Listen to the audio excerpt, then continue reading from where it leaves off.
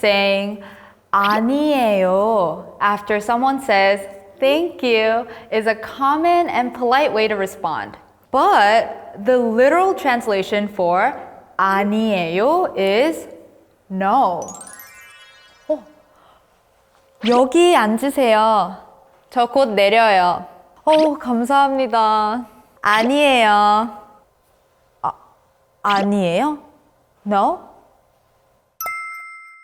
The second rule is when to use 이에요 or 예요, when to choose which one. 이에요 is used after nouns that are ending in Korean consonants, while 예요 is used after nouns ending in Korean vowels. Let's practice the grammar form together. Computer. Alright, one important thing is that we are talking about Korean consonants and Korean vowels when choosing between 이에요 and 예요. The noun computer does not end with a bottom consonant 받침.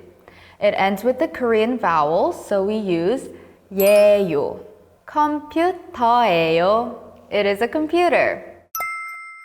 Now, here are all the essential vocabulary that you should take away from this chapter. Pay attention to the pronunciations. 안녕, 네, 아니요, 콘텐츠,